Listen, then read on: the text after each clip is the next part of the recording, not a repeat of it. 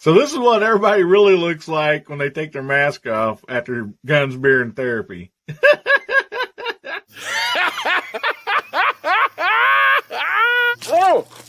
Oh my goodness. Try to take a shower here, guys. Come on, get out of here. Close your eyes.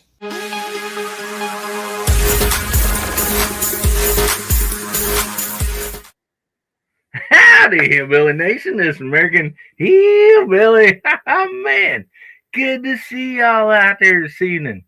And you're not going to want to miss tonight. We have a special guest. I mean, you're going to find out, which if you probably watched a few of my shorts or whatever, you know, and the thumbnail, who we have here tonight. But that's just a small part of, you know, what we got planned for you guys this evening. So, yeah, you're not going to want to miss this show by any means. And let's start this off like we always do. We got, it's not showing for some reason. Hang on a second. I messed that up. Well, here, it's along the bottom here. So it's along the bottom banner. John 13:34. I give you a new commandment. Love one another as I have loved you. So also you should love one another. And that is great, man. I mean, how else to make somebody's day better? Which that's how we roll here, you know, than to love one another. And so, you know, make sure you're out there making people's day better and loving one another. And that's going to, you know, give you a good perspective on life. But man, we got such a awesome panel back here. And let's go ahead and we're going to bring out some of these fine folks back here and see. First in, we got Mr. J Delta 22NC. How you doing this evening, buddy? Good evening. Doing good. Thank you for having me tonight. Hello to the side chat. Excited about tonight's show. Oh, man. We're going to have so much fun. Yes. Well, thank you for being here, buddy. Absolutely. And up next, we got Kentucky Rimfire and Hobbies. How you doing, buddy? I'm doing good. Me and Justin had us a match today and had a good turnout and had some really, really tight scores. UBR, we can talk about it a little later, but thanks for having me on tonight. I'm excited to be on the show tonight and learn a little more about these anechoic. Oh, I might have gave you a surprise away. Well, if nobody looked at the thumbnail, yeah. So, thanks for being here, buddy. And up next, we have Steve from living in Southwest. Whoa there, varmints. What's all this dead burn motion? Dag nabbit, this beard's got more kick than a mule in a tornado. Yeehaw! Keep it coming, you hear? Yeah, Hasbro sent that to me, buddy. Oh, I like that. That's my buddy. Oh, wow. Oh, wow. Gotta love AI. Yes, sir. Yeah, I think Hasbro's been getting all of us with those AI deals. So, yeah. Yeah. Well, up next, we also got JH586. Jamie, how you doing, buddy? No, don't do me like that. I wouldn't do that to you, buddy. Man. But I'll tell y'all what did I do with my... Well, I lost it. Anyway, I got a new favorite hat. We went down to Dead Zero and had, I went up to Dead Zero. We had a great time. Y'all be looking for some videos because they're going to be out there. There's nothing. The only thing greater than shooting 1,000 yards is shooting 1,000 yards with your YouTube family. So, keep that. Thanks for having me, guys. And Steve, I'm jealous, brother. We can talk to Hasbro and see what we can set you up with, buddy. Yeah, and Hasbro, real quick, guys, say prayer for his brand new grandson. He had to kind of go back in the hospital for a few little technicalities, so keep him in your prayers. That's why he won't be here this evening. I think he's going to be on the side chat, hopefully. So hopefully all goes good with him. And thanks for being here, Jamie. And see, up next, we also have Pat in the bunker again. I'm Pat in the bunker again. Yep, Hasbro got you too, buddy. Well, I feel honored. So, anyway, well, thanks for having me on tonight. And no, you are seeing double. It is the Hirsch twins, powers united. So, anyway, yep, got my brother Joe in the bucket here tonight. So, yeah, he wanted to learn a little bit more about what's going on and the sounds of silence. And that's all I'll say. So, thanks, brother, for having me on tonight. Appreciate You it. bet. There for a minute, I think I was seeing an 80s double mint, Wrigley's double mint fresh chewing gum commercial there. No. If I remember right, the Double Mint twins was better looking. Yeah, Yeah, exactly. they're a I lot said, better looking. we're not that pretty. We're not. Yeah. Yeah, double ugly. Yeah, you guys may have been at the back of that edition there. You know. Yeah. Out of 340, we were 341. Well, thanks for being here, fellas. Appreciate you. And up next, we got Kentucky Rimfire Justin. How you doing, Justin? Howdy, guys. Glad to be with you tonight. Looking forward to the special guest there and learning more about his product. Oh, yeah. Yeah. Yes. Well, thank you for being here, buddy. And, man, let's bring out our special guest, Mr. Buck Steele. And I'll scoot you right up here, buddy. How you doing? Doing great. How are you? Mr. Billy, sir. Oh, man, so good to have you here this evening. And Buck is the president of Anechoic Suppressors. And if you've watched any of my videos, you'll see that, like, I use anechoic suppressors quite a bit, and I'm a real big fan of them. And so I'm really happy to have him here tonight to, answer some questions about suppressors and tell you, about Anechoic as a company and all that. And so, anyway, Buck,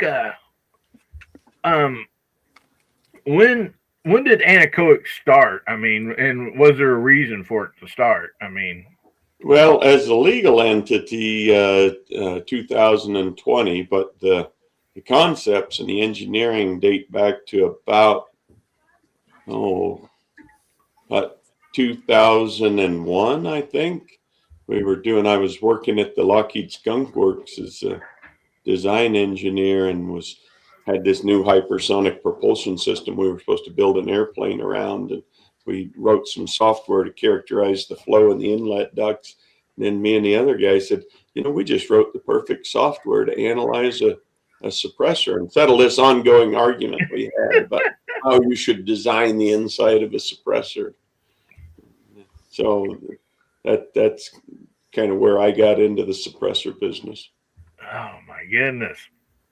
Yes. And man, I know, like, on my videos, of course, through YouTube, we have to kind of be real careful what we show and everything, but I have showed that all of your suppressors, they do come apart, and you can easily clean all the baffles in there, the blast cap, and then you can go from a vented outlet to a more solid one for a quiet cap, and then the back unscrews. So if you have different rifles with different threads, you can actually get the piece to screw right directly into the suppressor to fit the different threads, for different calipers. And so, like, what what made you guys decide to make it so versatile and like so easy to clean? You know, you don't have to spend the money on ultrasonic bath or any of that stuff. So coming out of aerospace design, we're used to design for DFA, DFM, design for assembly, design for manufacture, and everything just ultra lightweight. And so, parts interchangeability, compatibility, stuff like that are just good design practices. So when we design a product, instead of trying to make it proprietary so that, nobody else matches with us, we try and do the exact opposite. We try and use the most standard thread types in the industry, like the hub or the Bravo thread, 1 3/8, 28, 1.375, 28. So, and that's on the rear end of all of our bigger suppressors. So you can unscrew the direct thread adapter. We make, I think, 21 different thread sizes. We'll be coming out with a plan B here in another month or two, but you can screw in any other brand, any other maker for the mounting system. So the objective is to be able to take those suppressors and put them on essentially any gun. Whatever the thread pattern, whatever the caliber, whatever, we've got a suppressor that can go on there and a direct thread adapter that'll mate up to it. And if you're in love with your QD mounting system from Reardon or Silencer Co. or Yankee Hill machine, same story there. If it's hub compatible, it'll screw into the back of our suppressors. Trying to make it easy for you. And, most of the suppressors, it's less expensive to manufacture a welded suppressor. It's a lot more expensive to manufacture it in a way that you can disassemble it when you get done. And it's usually quite a bit heavier. So, if I can toot my own horn, there's some real engineering and real machining that goes on to have one of the lightest suppressors that has ever existed, that'll run on a certain range of guns and still have it fully disassemblable. Yeah. And anybody that's come to my place that, shot with me with the suppressors, the first thing I do is I hand them the suppressor and they're like, is this plastic? I mean, like, it's so lightweight, nothing like they've ever like handled before. And I'm like, no, man, it's titanium. And then they got filling around on it and all that. And they're like, oh my goodness. We actually tell people it's titanium. We machine them out of helium. You have to either set a rock on it so it doesn't fly off, or tie it to your wrist with a string so it doesn't float off. Yeah. Yeah.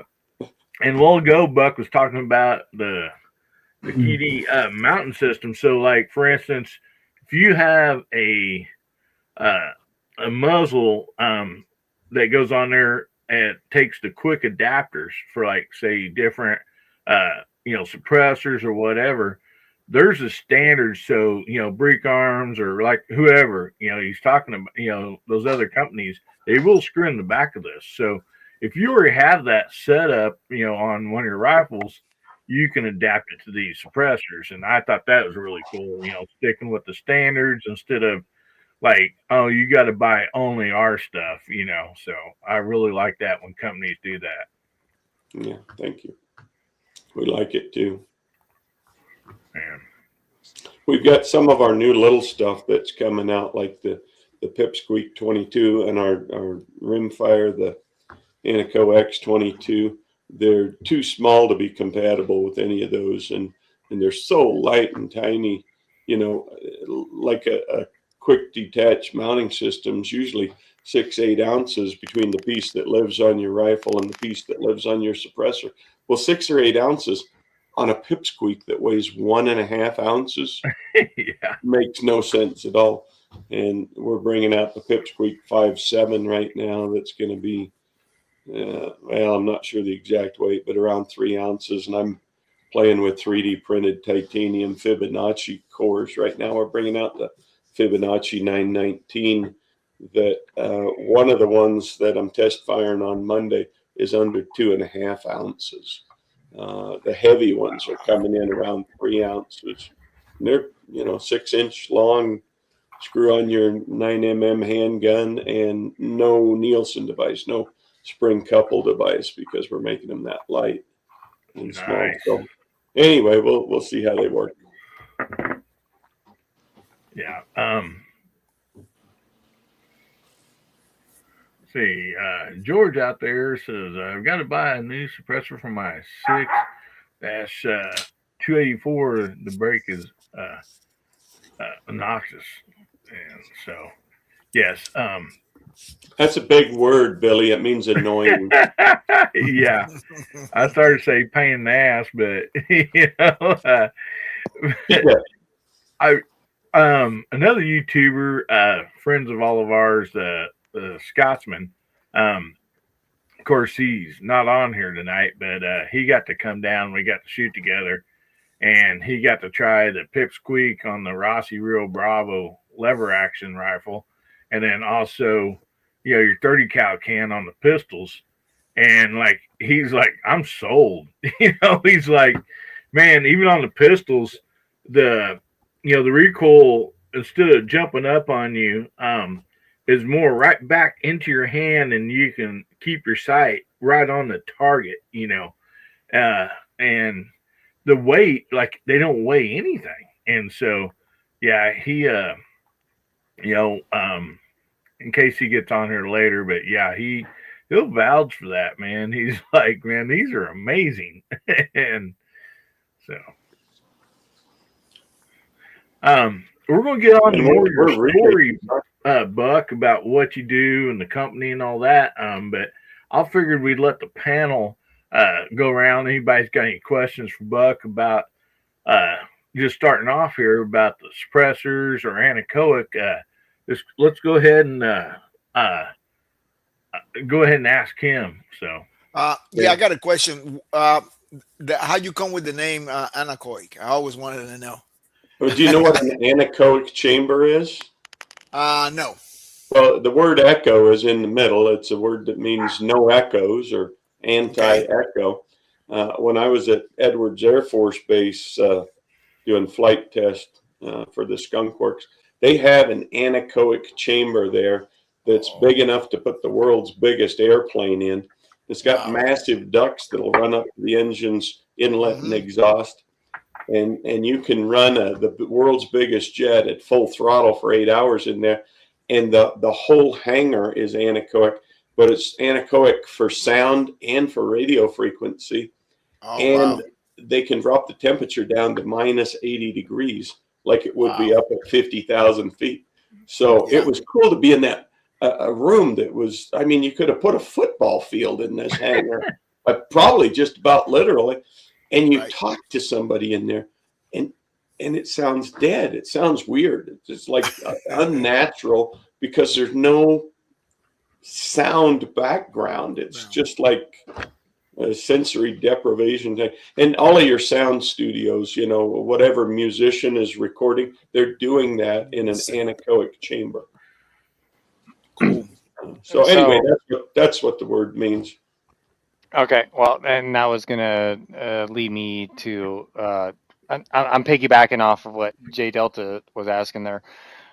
So, like, you know, I mean, me and my brother are musicians and everything. So basically, you're taking away all the resonance and all the frequency. Are you taking away the stray noise? No echoes, no stray noise, and you're killing it. Okay. So if you go into a recording studio, you don't want reflecting sound. Yeah, you don't want that reverb off the walls, the floor, ceiling, and everything. So you're in an anechoic chamber. Yeah, and that's something that us hillbillies can actually Google, just anechoic. And it tells you. That's really cool. So anybody else? Actually, there was one question I was going to ask. With your metal blend with what you're doing on the actual metal, what is the blend of metals that you're putting in there? Is it how pure is the metallurgy on that? So it depends on the application. What we're looking for, the characteristics you're looking for a suppressor metal is an extremely high strength to weight ratio. Unless you're like, your standard suppressor company that just doesn't care about weight and it's willing to put a brick or a boat anchor out on your muzzle. But if you want a really high performance lightweight suppressor, you have to get the strength to deal with the uncorking pressure and the uncorking event. And that's a lot of strength. And you want to do it at the absolute minimum weight. So one of the basic materials you need, or characteristics you need in the material, is a very high strength to weight ratio. The next thing that you need is a temperature range that is high enough for whatever application you're doing. If you're just in a 9mm or a handgun, or a rimfire 22, the suppressor is not going to get very hot for the number of rounds in the amount of time that you can typically use it. And aluminum works out pretty well. Aluminum will go up to about 400 degrees. Titanium will go up to about 800 degrees and keep its strength. In any metal, the strength starts to fall off as the temperature goes up. And it falls off really dramatically to where a suppressor that could shoot just fine just pops because the metal gets so weak at elevated temperature. So 400 aluminum, 800 titanium, the different stainlesses and steels are around 1100. And then the nickel-based alloys like Inconel and some of those specialty metals go up around 1400 degrees. So if I'm going to design a true full auto suppressor for a military machine gun that, when you got 92 Afghanis coming up the mountain, you're just going to keep shooting thousands of rounds. You're going to melt the barrel down and you still want those bullets going. Well, that's an Inconel suppressor. But if I'm carrying this thing into the mountains on my 300 Magnum or my 6 Creed or whatever, I want this light little thing. And it turns out you're probably in a titanium suppressor. If you're in a rimfire and you really want to get it as light as possible, you're probably going to have a mix of titanium parts and aluminum parts. You usually need in the blast baffle, the first piece of metal that the uncorking event sees gets the most erosion, and it has the highest enthalpy, the highest total energy in the gas flow, and so it gets the worst erosion. So usually that piece will be a higher temperature, stronger metal than the rest of the suppressor. And then within any of those categories, aluminum, titanium, whatever, you're looking for an alloy that really maximizes the strength and the other mechanical properties of that. So the alloy, there's a couple of titanium alloys, really just one, grade 5. It's 6Al4V, 6% aluminum, 4% vanadium are the alloying agents. In the aluminum alloys, 7075 is pretty much the strongest commercially available, There's another one that we use that's 7068. It's about 25% stronger. But these are like twice as strong as your aerospace aluminum 6061 bike frame and stuff like that. The 60 series aluminums are weldable, so 6061, 6063 is real common out there. But anyway, so depending on what the mission of the suppressor is and how hot it's going to get and stuff, and how much of a premium weight is, drives your selection of metals. Okay, all right. Well, I was definitely curious on that because me, Hillbilly, and I'm sure a couple of the people out there in the side chat, we used to run magnesium wheels on stock cars and stuff like that. Not aluminum magnesium, but full magnesium alloy. Yeah, it was pretty close because here was the problem with the full mag wheels on those. Once, especially on the late models and the modifieds, where you were dragging the brake most of the time and getting that thing hot. I mean, hot, and they would burst into flame. Yep. And which rightfully so, because it was a high magnesium count, but you pretty much solidified it right there. Putting the aluminum oxide and stuff in with that blend to help cool it down way quicker than like some of the stuff that we used to race. Yeah. So you just needed a good heat sink to cool that down really quick. And finally, so there are several metals that are flammable, and they're particularly flammable when they're very finely subdivided, tiny particle sizes. So if you machine magnesium or lithium, if that big solid rim can burn at high temperatures, imagine what the tiny little chips do. You drop a cigarette, if you're in the machine shop and there's all these millings or drillings off of magnesium, and you toss a cigarette into that, the whole shop goes up. And when you break in a titanium's the same, but not nearly as bad. When you break in a new titanium suppressor, it's shooting sparks because these tiny atomic bits of roughness that are in there from the machining, they catch fire and they go spraying out like a flamethrower for the break-in, for a few dozen rounds.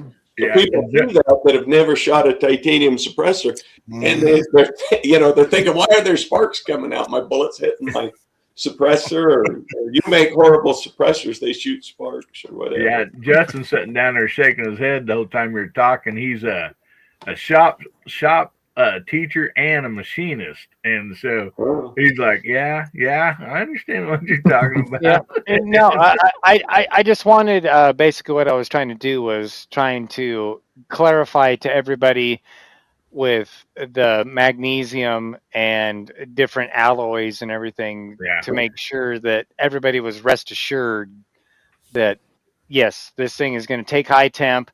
It's not going to burst into flame. It's not going to do anything weird and everything, which, I've seen. It won't burst into flames. You won't see it on a suppressor. You could use aluminum magnesium, but not magnesium.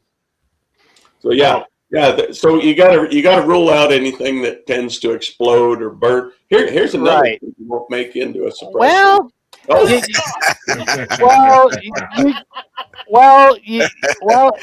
In this realm, you've seen some really weird stuff, so you never know. But anyway, you fill a suppressor with water or grease or whatever for one extra quiet shot. Don't do it with gunpowder though. That's the wrong thing to put in. That's the wrong one. That's just the wrong thing to do. But before we go any farther here, we got all these fine folks out here on the side chat. And Jamie, would you like to shout everybody out there? And what should we have them type in out there? How about I don't know if everybody can spell anechoic, but here I'll put it out there just in case. Type in anechoic, and anyway, Jamie will shout you out here. Yeah, Billy. Pack Rat's Attic had an interesting question about suppressor covers. Are they good or bad? Okay, yeah, we'll get right back to that. And also, Ron Wayne wanted to know if there's suppressors for his wife. I just laughed at that one. But. So, Jamie, we'll let you shout everybody out here, and we'll get on to those. All right, y'all ready? Let me back up here. Y'all are off the page. Thank all y'all for being here. First in was our host, Mr. Hillbilly Up, on the panel in the side chat and mashing all the buttons over there.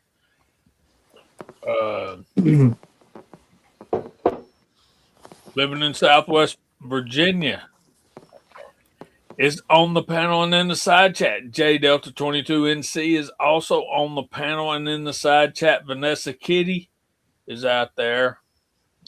Gizzard Gary is out there. Misty Ms. Wayne official, not unofficial, but the official Misty Miss Wayne. Kentucky Justin is out there. And he's on the panel too, I think. Is that somebody else? No, Jeff I'm here. Taylor.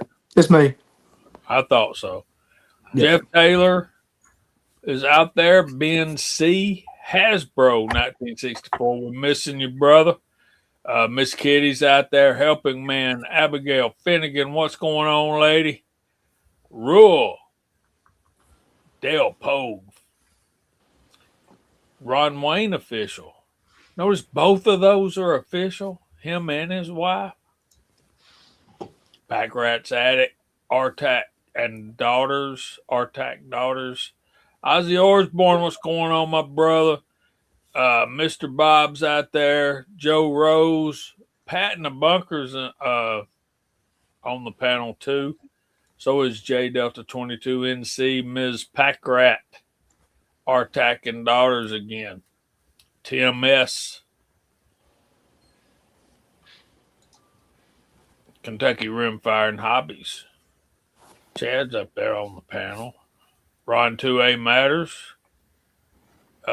George Inky. All right. Gizmo Car. Sorry I messed that up, brother. Dwight okay. 34. Grim Reapers. Pat in the Bunkers also on the panel. Jacobs 9230. My brother, MCK Willie, what's going on, my brother?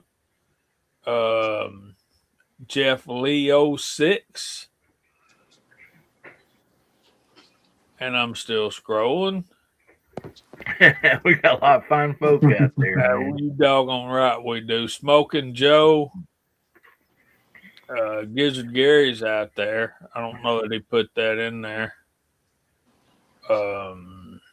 And I guess that gets us up to date. I hope I didn't mess that up. Man, you did a fine job, brother. And we just welcome each and every one of you in here. I mean, appreciate you. And if Jamie skipped you, sorry about that. Just put out there, you miss me, and we'll shout you out anyhow. And but yeah, thank you so much, Jamie, for doing that. And so there's a question out there about suppressor wraps. Buck, what's your opinion on those? I mean, which I don't really know if I can touch these, but I like a lot of my stuff nice and shiny. And but you guys have so many different colors. You have the black, the many shades of FDE, like we all have, and the green. My pipsqueak is the green, actually. And, so maybe to cool it off, or I see some people put the wraps on there to help cool them. Some people to keep any reflection off of their rifle or something like that. So what's your opinions on that, buddy? You are a hunter, so you get to look at best of both worlds there. I don't personally use any, but I think they're a great idea for limited fire. What they'll really help with is for long range shooting, precision shooting, the mirage coming up from the heat on your suppressor make your rifle less accurate. It just distorts the optics. Also, if you're in a military situation and the bad guys have got IR and they've got guns, you don't want to be a hot spot. So they're absolutely really good places to put a suppressor, good times to use a suppressor cover. There's also some bad ones. It insulates the suppressor and keeps the heat in. So if I'm going to shoot big strings of high power ammo that are going to get my suppressor really hot, now it's even hotter because I'm holding the heat in. So there are cases where you don't want to use them. And but I think in general for limited fire, I think they're great. They also keep you from getting burnt. I mean, why did old military rifles have wood stocks around the barrel way out in the front? But so when military situation, that barrel gets really hot, a lot of rounds going through it. You don't want to burn yourself. And having insulated hot things is good for a lot of situations. So just situation dependent for me. Yeah. Ron Wayne has it right there. If you're going to put a wrap on it, you might as well make it look like bacon. Bacon always wins. So I mean, if you're in combat, you got bacon on your side, then you're doing pretty good right there. And Yeah, I so got I to know we cover. had other. I know we have other people on the panel. So did anybody else that's not got to ask a question? Got a question for Buck? Well, while you think of it, can I play a couple of videos and just entertain myself here and anybody that wants to watch with me? You bet you, buddy. Put them up. We'd love to watch them. Just because nobody came up with a question, this is your punishment right here. Here's your chance.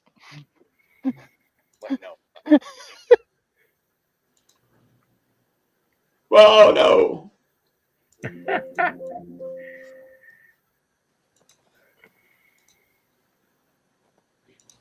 There it goes.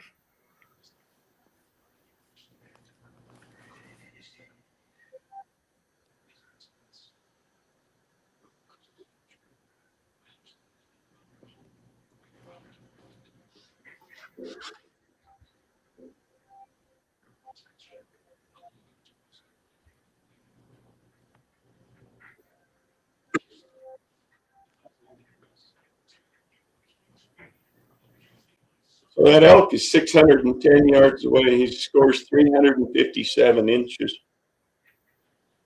Wow. And that was a 300 BRC that had never shot over 300 yards. And that bullet just went 5 inches over his shoulder. But look at the elk. Does he look back at the shooter? He didn't really notice where the shot came from. He just noticed where it hit. So he never once looks at the shooter. And 44 seconds later, after we had plenty of good video, we decided to put the one through his spine.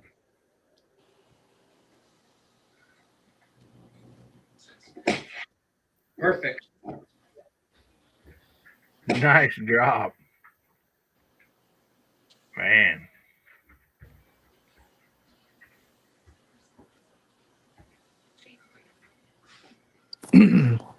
Wow. So, Jamie, you're a big hunter. So what do you think about that? Muted. Well, I think that's just sexy as red knee socks.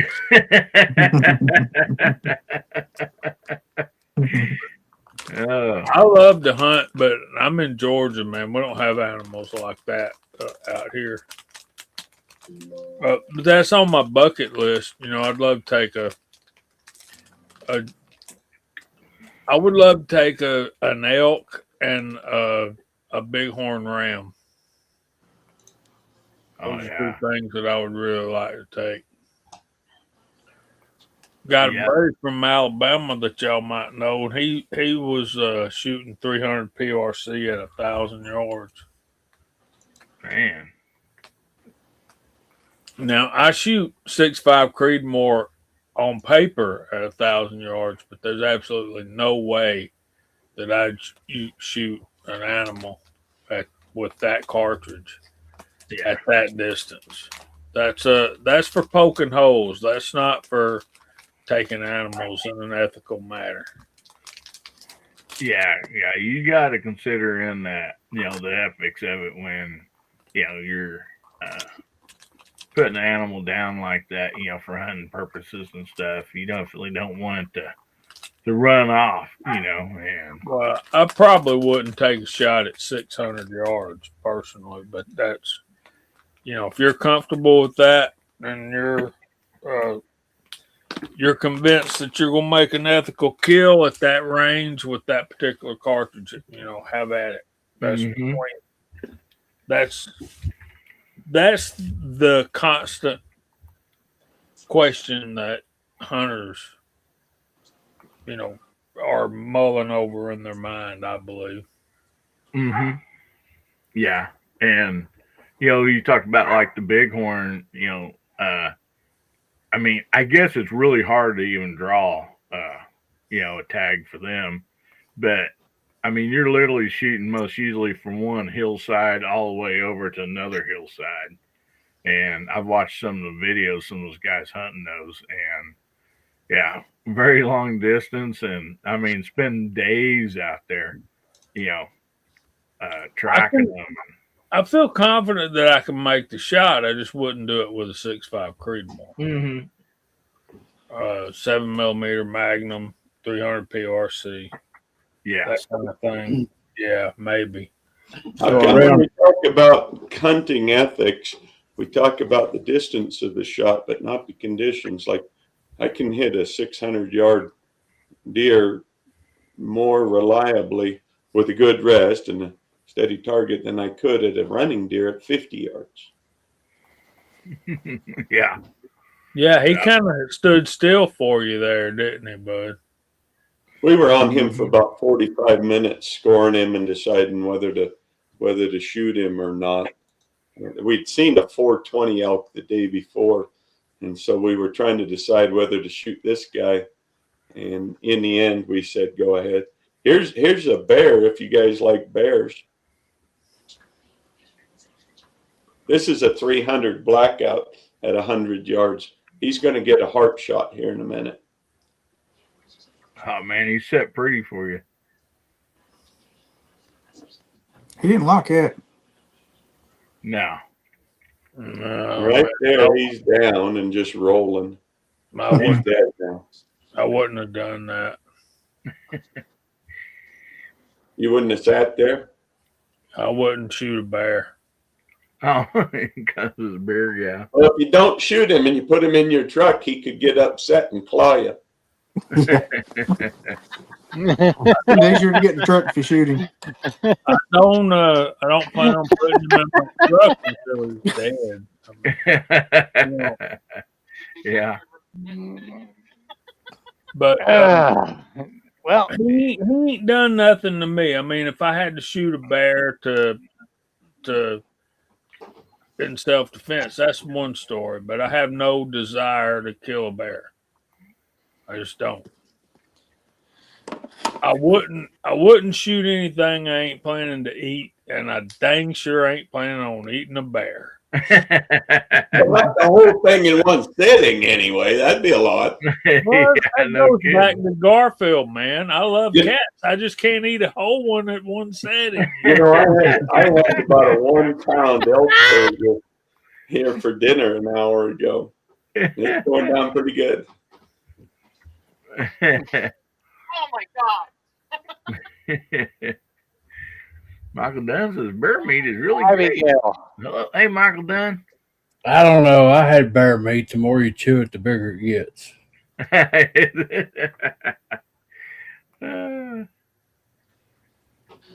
So where Justin and I hunt at, you don't have a lot of long range hunting that takes place. It's more wooded and short range shots.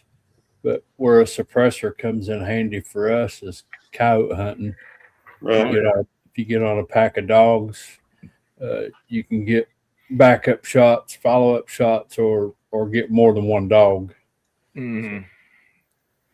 Billy, I'm sharing, but only if you want to. It might be offensive. I don't know if you want to, but if you do, I've got a couple other photos to show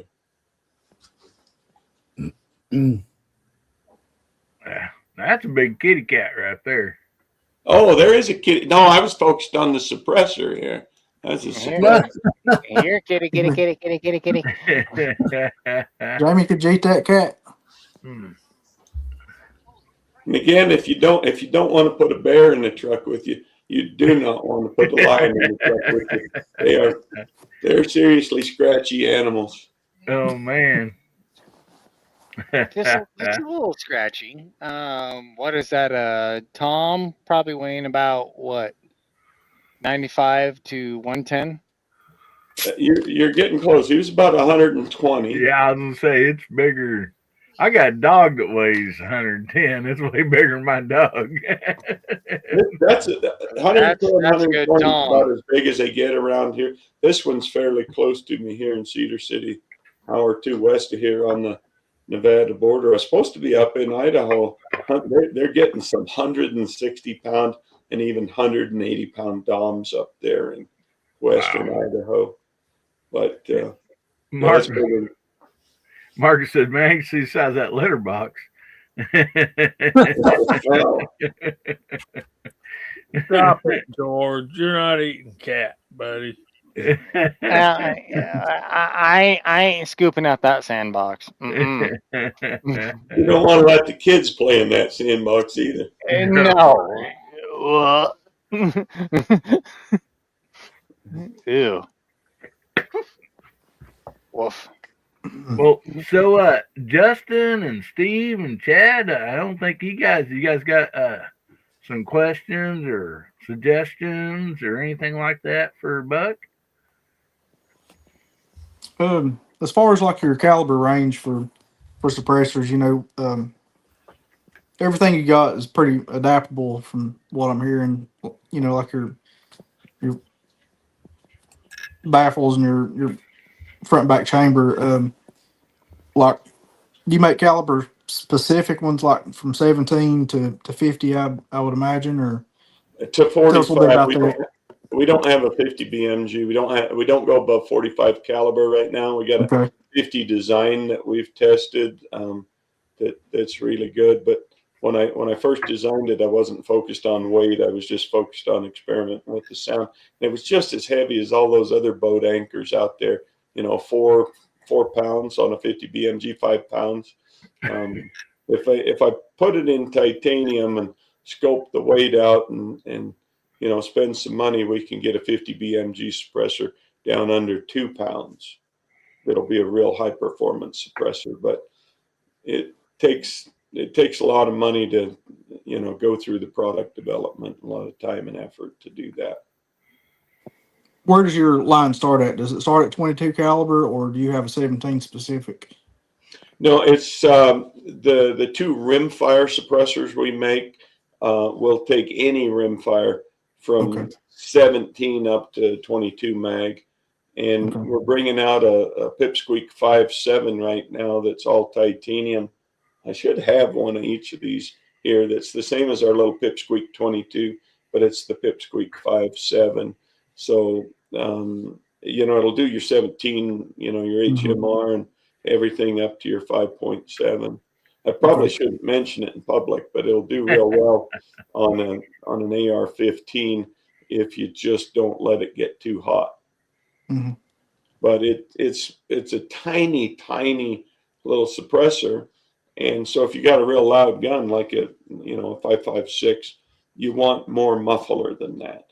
Yeah. But if you did want to keep it down to a 2.5 ounce little tiny muffler for whatever reason, just to be super compact, super light, that those suppressors work. Do you like the 17, or have you got a 14 Squirrel or something like that? I have several 17 centerfire and rimfire. Got like a 204 Ruger and some 20 caliber stuff also. Just wondering what where you start at with most companies is 22 caliber, Yeah, for rimfire. So we've got 2 completely different 22 calibers, the 223 5.56 stuff. So that's a full size titanium suppressor that goes up to your 22 250 and your 220 Swift. 220 Swifts and yeah, and then the little rimfire ones, and those are all titanium with a stainless blast baffle and stainless blast chamber, and then down on the rimfire end, they're quite a bit lighter. Aluminum. Smaller aluminum with titanium parts in the threads and in the blast chamber. Gotcha. So just depends on the application. And again, if it wasn't for weight, you just make everything out of stainless. It's cheap. It's easy to machine. It's also heavy, but it's corrosion resistant and. Yeah. We also have a couple questions out here in the side chat. Michael Dunn asked, are they machined or 3D printed? Everything that we currently have on the market is machined on an 8-axis CNC machine in Hurricane, Utah. I'm doing product development right now on a 3D printed, the Fibonacci 9x19 that you'll see right away. We're actually shooting Monday or Tuesday, trying to shoot before NRA, but it's got a very complex 3D printed titanium core inside of a machined housing. So it's kind of a hybrid. And I think most of what we'll be bringing out as we go forward will be, at least the core will be 3D printed, and probably the whole suppressor. Problem with doing the whole suppressor 3D printed, we talked earlier in this show about the joys of being able to fully disassemble it and clean it. Well, that's really necessary on a 9mm 45, and especially on a rim fire. If you've got a 3D printed can that's all printed up, you can't get inside of it as well to clean it. So you're shoving a brush down its throat, or you're pouring in liquid, or you're putting it in the ultrasonic cleaner. But we believe in disassemblability as a general principle. So having a 3D printed core in a disassemblable suppressor, so you can get that core out and clean it, is a nice plus, we think, and pretty much required for rimfire 9mm. Yeah. And real quick, Michael Dunn says, can you use the 223 5.56 can with a 22 long rifle with the same results as a 22 can? And we kind of covered this a little bit earlier, Michael, but your specific caliber is always going to be better, right? I mean, but you're still shooting a 22 or a caliber. So in this particular case, our 223 can has got a 22 caliber hole in it, and our 22 long rifle cans have 22 caliber holes in. So they're both as small of a hole as you can get, but a muffler this big is more effective than a muffler this big.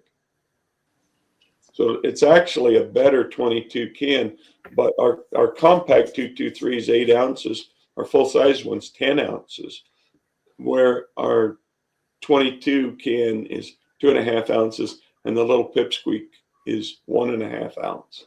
So, you know, would you rather have 1.5 ounces or 10 ounces on your gun? And if 10's fine, then yeah, go ahead and shoot the full-size 223 on it. It's good muffler on the 22.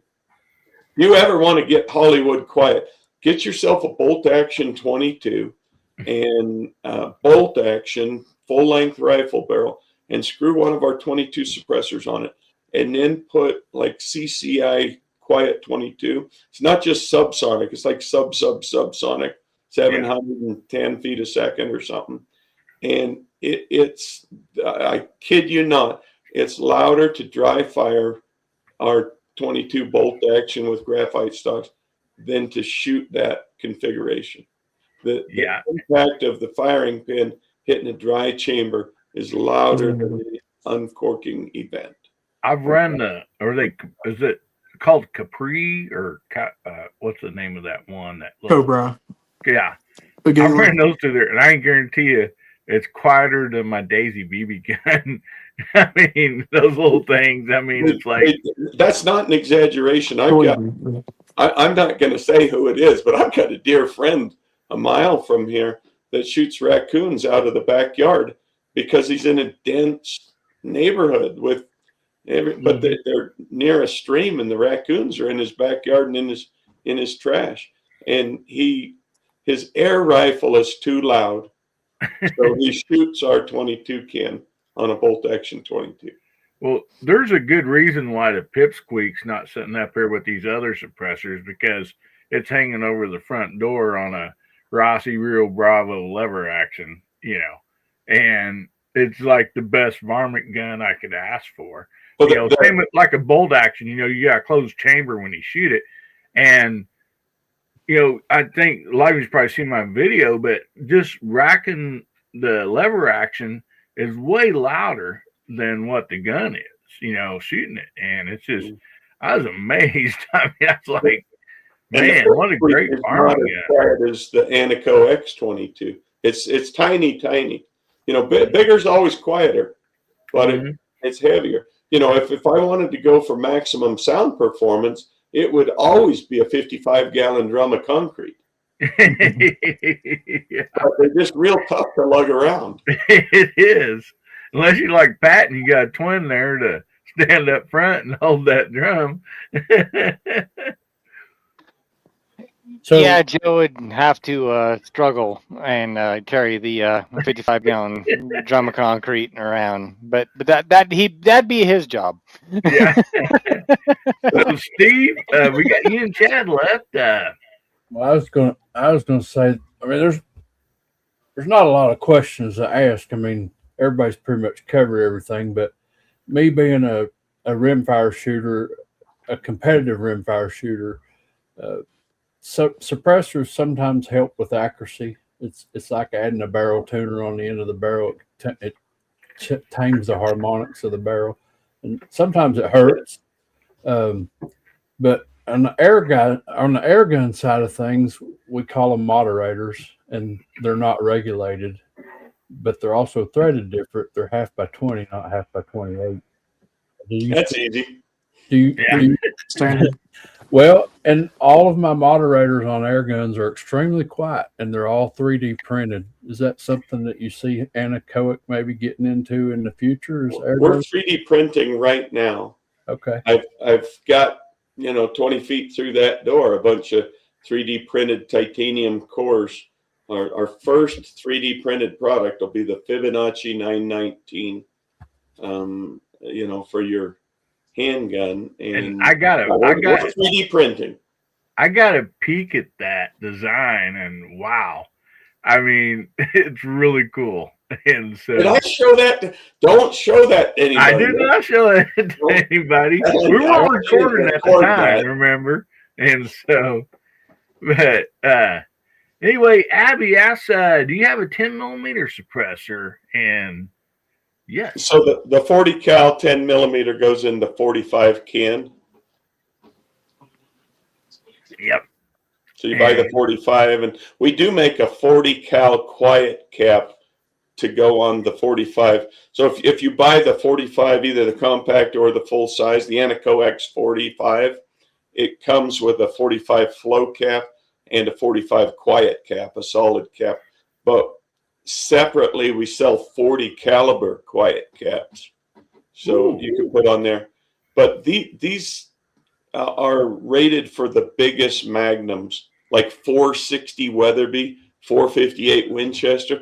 A 450 Bushmaster is just baby food, And so you get a little 10 mm handgun or a 45 ACP. Yeah, we've got a can that's capable of 8,000 foot-pounds of energy, and you want to put a 300 foot-pound of energy round through it. It's a little bit overkill, but it'll work. Yeah, work just fine. Well, there's one sitting in my SOT right now. So you got a 45 from us? Yeah, and it's like my first video is going to just to impress you, Buck. My first video, I'm going to stick it on a 10 millimeter high point pistol. Is it a slide action? Yeah, it's a brick, is what it is. Just kind of designed. If it's a slide action, you got to put the spring couple device in there. Yeah, I have that, and so yeah. And real quick, before we move on here, I see another question out there.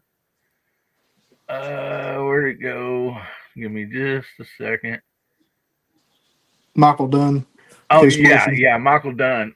He says, can cans be adapted to hubs like the 3 lugs and all that? And we kind of answered this a little earlier, Michael, but I'll let Buck. You want to go ahead, Mr. Billy? Sure, you tell him. You know. So they use the standard thread on the back of them. So yes, you can get the hub adapters and all that. That's they're not. It's one thing I was talking about earlier. I like about anechoic is they're not proprietary. To like you have to buy. Some companies put out that you have to buy our hub adapter or whatever. But they're the standard threads. So as long as that company uses the standard threads for their adapters, yeah, easy peasy. So.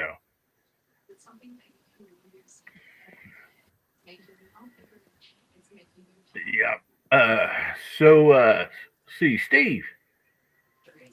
Ron Wayne asked my question, but it was about a 14-year-old granddaughter. Need a muffler for her some days. Yeah. Well, I will tell you this, Steve, man. I'm blessed with 7 grandkids and 6 of them's girls. And I mean, there's one of these days there's going to be a big fight over like the 22 suppressor and stuff because they're like, yeah, Papa, I want this rifle and the suppressor. And her sister's like, wait, no, I'm older. I get that. And I'm like, guys, I'm still standing here living and breathing. So, like, won't you, like, wait a while before you start fighting over there? But, yes, 8-year-old, man, was scared of fireworks, all that stuff, when she was younger. And she didn't even want to shoot a 22 rifle. Got her into the BB guns, gun safety and all that. And she's the one that you see on my live stream sometimes sitting beside me, Ella. And her sister, she's seen her sister shooting that, which I had it in the tripod, with the clamp on it and everything. And she's like, that's not even loud. And I'm like, no. And she started shooting it, and I'm like, okay, we're out of ammo. She's like, fill it up again. I mean, it just made it so much fun for them because, of course, you didn't have to recoil, but they didn't have to wear any ears or nothing. It was super quiet. And it just, it literally changed the little girl that is kind of timid to loving, shooting a rifle, And so, I think Steve was wanting to put a muffler on his granddaughter like Mom. Yeah. Hey, now, can I ask a question? You've been asking me. Can I ask one? Of course. You need my moonshine recipe? Well, that too. We'll do that later. Steve has got a title, The Engineer. And since I'm an engineer, I'm curious what The Engineer is about. Because so many of my videos become a train wreck. Oh, that kind of engineer. That kind of engineer. Different engineer. Oh, man. So Packrat says, do you think a plastic suppressor will be a thing for large guns? Man, it's got to be fiber reinforced, and it's got to be a high temperature plastic. But I'm actually experimenting them with them right now. That carbon graphite with phenolic resin matrix or resin system. So it's not any plastic, and the yield stress on even the higher temperature plastics is just horribly low unless they're fiber reinforced. So when you get into carbon graphite or Kevlar fiber reinforced stuff, we're experimenting with it right now. And as a matter of fact, you heard me talk about the Fibonacci. Starts with FIB. Fiber. Yeah. There'll be a Fibonacci CF coming out probably. There'll be carbon fiber. Yes. And that's the kind of plastic. It can be a thermoset plastic or a thermoplastic, but it's got to be able to. The matrix, the fiber can take the temperature, but you need the matrix material in the composite to be able to take the temperature too. The glass transition temperature for common room temperature cure graphites is 250 degrees or something like that. In other words, it kind of turns into jello at about 250 degrees. So that won't work very well. So one real quick thing, Buck. Your suppressors, I mean, there's no doubt they are top quality, the weight, the design, the whole 9 yards. But I do know with the Pipsqueak, we can't talk prices on here, but the price is like down, on those, and then your Fibonacci, you're looking at the geared towards the lower price also. And so when people go out and they look and they're like, okay, I can get the suppressor for this price. What, we're compared to something that's higher quality. Like, explain to us like where the difference is going to be on some of those on the price points. I mean, sometimes it's just, people, like, we all know, we all have guns and stuff that has a real high price point, maybe because of the name or whatever. But when they're looking at suppressors, like, what should they be like watching for? Well, it's handy if you can think about what you really want that suppressor to do. Most of your guns and cars, airplanes, whatever, they're a trade-off. Is a Corvette better than a dump truck? Well, it depends on what I need to do with it. Yeah. If I need to haul 6 tons of concrete and back, the Corvette really sucks. But if we're racing slalom courses at high speed, that cement mixer just don't. So what do you need to do with your suppressor?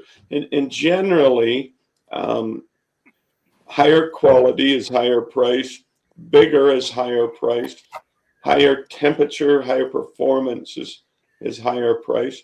So to get into the very low price market, which is what we targeted with the Pipsqueak 22 and the Pipsqueak 5.7 and the Fibonacci 919, are all targeting the low price end of the market. It's a smaller suppressor, but we do lightweight really, really well. So if we can trade off, if you're willing to take about 80% of the sound performance that we could get with a big can, you can go down to an inexpensive, smaller can. And you find out it's got a lot of pluses. Just being small and light is a huge plus. So most of the time, a smaller, lighter can works. If you're insisting on absolute best sound performance, you want a big old honking boat anchor out there on your muzzle. All right, good stuff. And now I want to remind everybody out in the side chat too. Don't forget about the giveaway. We always do a giveaway on here, and so make sure you get your hashtags in and get into the giveaway, and we'll do that around the bottom of the hour here. What are you giving away? We are giving away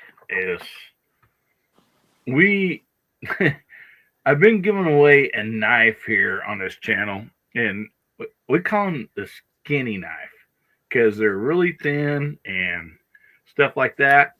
And so we got the gold one for a giveaway this week. And anyway, just a great little knife, very sharp. So anyway, that's what we're giving away. How many people are up for grabs on that knife? Well, they put a hashtag in out there, hashtag HBN177. That stands for Hillbilly Nation. And then the StreamYard picks all those hashtags, and then when we spin it, it randomly picks, the name of the person, the winner. How many people will get into that? Let me look here, see how many we got. Let's see.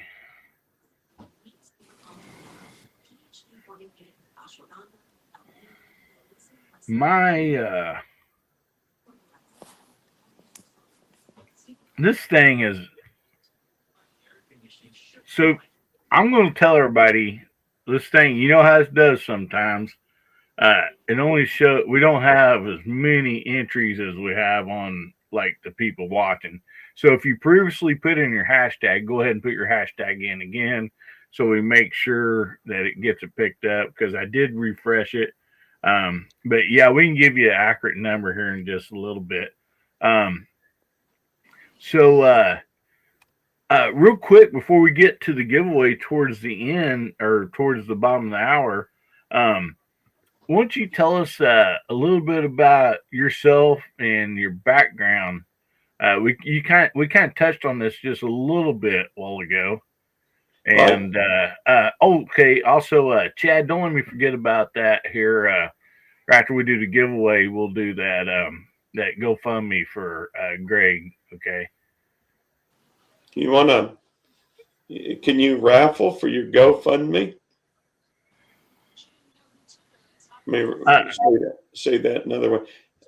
I would love to donate a pipsqueak to your charitable cause if you can fundraise off of it. Yes, we definitely can. Yeah. Wow. Once you figure out how to set that very up, generous. Pipsqueak. Yeah, we definitely can do that, and then we'll just have to put in there, Chad. We'll get that figured out, and somebody, they have to be able to qualify and accept an SOT. But yeah, that would be great. What it is, Buck, is a guy that shoots at the range that Chad and them shoot at there in Kentucky. He ended up with some colon cancer. Well, actually, Chad, why don't you go ahead and tell us all about it right now, and you can go ahead and share the GoFundMe also.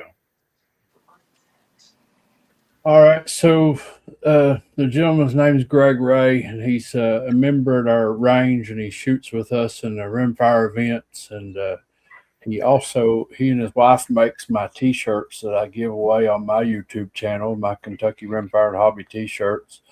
And he was having some stomach issues a week ago, and he hardly ever misses work, and he took off a week's worth of work because he was having severe stomach pains and abdominal pains.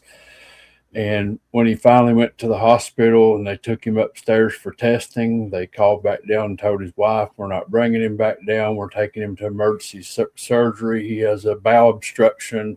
And they took 10 inches of his bowel out, and he now has a colostomy bag, which can be reversed in about 6 months, they're telling him. But he stopped by the range today while we were having the match because we started this GoFundMe. I put the share screen down there already. We started this GoFundMe for Greg, and because Greg's going to be out of work for at least 8 months. And after what I'm hearing today, maybe longer, because it is confirmed through his pathology reports it's cancer, and it's also in his lymph nodes. They're wanting to do a PET scan on him, but they cannot do the PET scan until he's fully healed from his surgery, because if he has any type of infection in him right now from the surgery, that will show up as cancer. So they want to wait till he's completely healed before they do the PET scan, before they determine what kind of treatment process they're going to do for his cancer. So Greg and his wife both, they work, they hardly ever miss work. And so I was just encouraging people to donate to this GoFundMe. I'll put the link in the side chat now. I'll share that with everybody here in the side chat. If you want to go and give, you can. If you can't afford to give, that's fine. Just simply send up some prayers for them, because they definitely need it. But what I have told her, I've already made a sizable donation to her. I always pay her through PayPal, so I just went ahead and sent her some money through PayPal. But I have committed to the T-shirts that she makes me. She charges me $15 to make the shirts, and I charge people $20. The shirts are still $20, but 100% of the shirt sales I'm giving back to them. So if you would like to purchase a shirt, you can reach out to me at toyotachad@outlook.com. She dropped off 32 shirts to me today. That's what's sitting on the table here behind me. This is actually what's left of them. I've already sold probably half of them. So if you're interested in a shirt and you want to donate in that fashion, you're welcome to do that as well. But whatever shirts I sell, there's no profit going to myself. I'm giving back to Greg and Julie, and there's a variety of colors, but this is the back design here, and then it also has my other logo on the front. So anybody that like a T-shirt, they're $20 plus actual shipping, and I'm giving all the money back to them. Yes, and that is good quality shirt. Chad has one here. They're not guaranteed to make you better looking, as you can see, but they're guaranteed to fit and last a long time. They're good. They're good shirts. Really, I have one at Chad's, and they are really good fitting shirts. So, Could I hope it's not out of place, but if somebody wants to make $1,000 donation, we'll give you any suppressor, any anechoic suppressor, and they're worth more than $1,000. yeah. Wow. That's and amazing, I'd Buck. also like you to raffle off a pipsqueak. Figure out how to fundraise off of it, and I'll contribute the pipsqueak.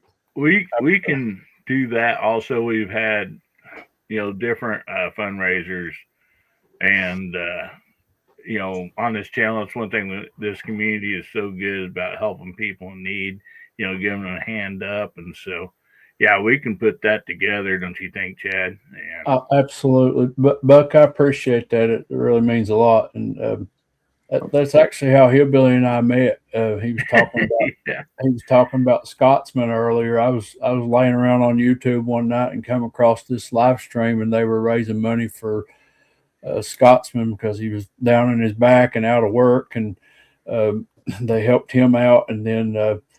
Not long after that, my neighbors got flooded and lost everything they owned, and we got together and done another little drive for them, and raised over $4,000 for my neighbors. And so this community is a great community, and I know they have giving hearts, and I know that with the economy the way it is right now, letting go of money is tough, but I mean, if I can do it, anybody can do it, because I live from payday to payday. But I still find a way to give back to these people that need help. So if you've been there, you know how important it is. I'll tell a little personal story. When I was 49 years old, one morning I didn't feel too good and decided that I wouldn't go to work. My wife says, "Oh, you faker, get out of bed. Come on, go to work." Women's like that, aren't they? They are. They know we're faking most of the time. But by the end of the day, I was diagnosed with leukemia. Ooh. By the end of the next day, I was sedated in a coma and intubated. 36 hours from asymptomatic to in a coma. And the next 2 years were pretty rough. Man, but glad you got to that, buddy. And there's 2 points where they said, well, it's a good thing he'll be dying today or tomorrow because we've had no brain activity for a day or two. If he did live, he'd be a vegetable. And so this is me in a vegetative state. And it's a real difference. I was 6'4", way good looking, great sense of humor, articulate, fun to be around, everything like that. Look at me now. So it really takes it out of you. Yeah. Well, that's really nice of you, and we'll put that together, and we'll get back with you, Buck, on that. And again, make sure everybody gets their hashtags in, and we'll do that drawing here in just a little bit. So, Buck, man, tell us a little bit about like your background and stuff, because we're a lot of patriotic people, in this community, and your background is just like really cool. Well, I'll start out a generation before. My dad was a Navy fighter pilot at the end of World War II, flying Corsairs and Bearcats off of the carrier decks in the Pacific, and for a few years after, and then became a nuclear missile physicist.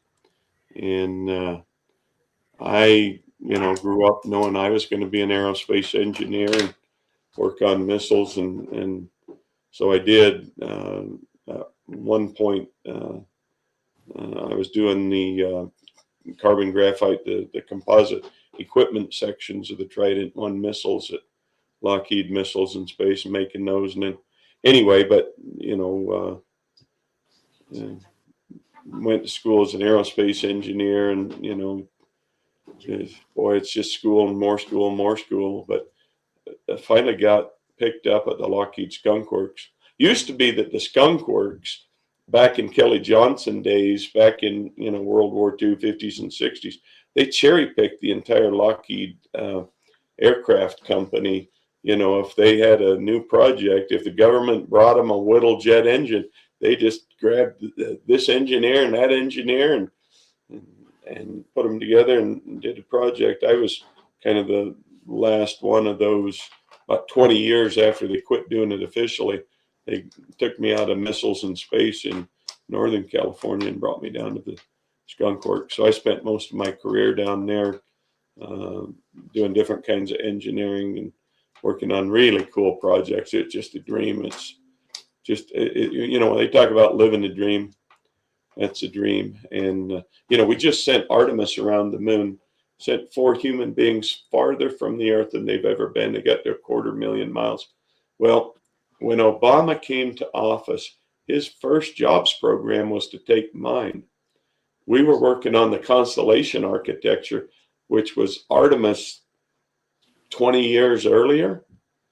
And we'd have been out on the moon in 2011, 2012, but in 28, we elected a gentleman who didn't prioritize manned space flight. And in his first few months in office, he canceled it all. So there was 300 engineers, scientists, and astronauts at Northrop Grumman that had to hit the road when we canceled that. But I was, leading 2 little engineering groups on the Altair lunar lander, one for the structures and one for the mass properties. I'd pay to go do some more of that work right now. The only problem is they put it all in Southern California and they won't bring it up to me here in Utah. Remote. But a lot of fun to work on those sorts of things, and some really good people too. You mentioned patriotism. So Dad was Navy, I was Navy. My youngest, my middle son just separated a couple years ago, naval aviation. And I've got had an Air Force intelligence son, my oldest. My youngest is still in the Army. Had an Army brother, wore the uniform, took the oath, and are proud to do it. And personally, I've really appreciated the last few years where people didn't want to be in the military and they were leaving because of the social engineering in the military and the repurposing for anything but national defense and deprioritizing spending. It wasn't just defund the police, it was disrespect the laws and the law enforcement.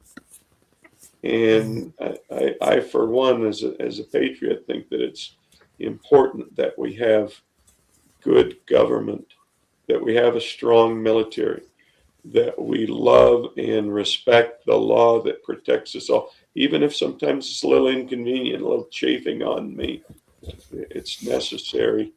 And those that do those jobs, I know there's a few that abuse it a little bit and stuff like that, but by and large, some of the finest people I've known. So I appreciate your patriotism as you articulate it and as you share it. And I hope all of us will kind of think about the importance of living in the greatest country that's ever existed, with the greatest freedoms that's ever existed. It came by adherence to divinely inspired laws. Amen, brother. We do more than demand the vote and our rights. We live with, and we cheerfully support our politicians and our law officers and the laws that they come up with. Even though we might vigorously debate them and vote for the other guy, on the bottom line, we're united as Americans. Yes. My 2 cents. Yes, and thank you so much for sharing that. And you guys will also, you guys have a booth at SHOT Show, but also you're going to be at the NRA this year too. Yeah, we are in booth number 3208, and we'll be down there. We're giving away suppressors every afternoon too. And at 4:15, we've got a giveaway every day. You got to be present to win. You can register from anywhere on any device, but at 4:15 those 3 days of the NRA, you want to be at our booth and maybe win that suppressor. We've also invited Owen Miller of the American Suppressor Association. They were looking for a platform where they could just address the whole crowd, whoever wants to come and hear about the legal developments for suppressors, how we dropped the wait times from a year to a week a couple of years ago, how we lobbied and got in the one big beautiful bill, the $0 tax stamp, and also had the removal of suppressors from the National Firearms Act, but Elizabeth McDonough, the Senate parliamentarian, kicked that out. But we're still working on that. We're working on cases. I saw here in the chat, somebody said you can't have them in Illinois. We've got Supreme Court cases, or we've got legal cases going right now that we're trying to get into the Supreme Court that will have the Supreme Court rule that suppressors are regulated under or controlled under the Second Amendment, and a state can't bar them. So private ownership from a suppressor, probably 2 or 3 years away in those 8 states. But anyway, if you want to come to our booth and hear Owen Miller talk, I think he's 3:30 on Friday. We've got him scheduled. He'll draw a big crowd, and they're advertising it through the American Suppressor Association. So there'll be hundreds of people there listening to the things he has to say on the legal aspects of suppressor ownership. Will you guys have a booth at the GOA this year? No, we can't attend that this year. Oh, okay. And yeah, there's a lot of people that, attend, the SHOT Show, NRA, GOA, and stuff like that. And so, it's really nice to, if you're going to the NRA, check them out and, get entered free to maybe win an anechoic suppressor. And so you want a $1,300 titanium suppressor? Yeah. So I'll bet the odds are pretty good. Probably only be a few hundred people in it each day. Yeah. Awesome. Yeah, that's great stuff. I mean, and just a real quick shout out to sponsor this channel, this show, Patriot Mobile. They also throw money behind all this court stuff for our Second Amendment and everything. And so, if you're looking to getting a cell phone where you don't have any contract, no long-term contract, and you can choose whatever carriers or towers are the best in your area, go check out Patriot Mobile. Use code Hillbilly and get your first month's free. And also they support the Second Amendment, First Amendment, our military, and our first responders. And so I'm so happy, Buck, that you guys are behind that also. Not only do that in the courtrooms and all that stuff, because that's something that we shouldn't have to fight for, but sadly we do. And so, but awesome. And so with your background, we all just recently heard on the news, the military or with CIA and them, they used Skunk Works product to find that airman that was down. And what was it called again, Pat? I know you enjoyed this. That was Ghost Murmur. Yeah. New one on me. I love it though. Yeah. That was basically, and I'll give a very short synopsis of this really quick. It's basically, it was used through AI. They had the technology, but they needed AI to filter out all of the noise and everything in the background and everything, trucks, diesel, it didn't matter. It needed to filter out all. So that leads me to believe they had his heartbeat on file already, whether it was on a Apple Watch or something, You think to it was track an him. acoustic signal, not an electronic one? I Yes. would guess they keyed on an electronic signature. Yeah. Yeah. from the pole. From Exactly. URL Exactly. And or a SIM card or yeah. So So that was some skunk work stuff there, and so You want to hear a you- couple skunk work stories? yes, yep. So yeah, that was the big factor in finding him when he crawled up that mountainside and got into that crevasse and hid.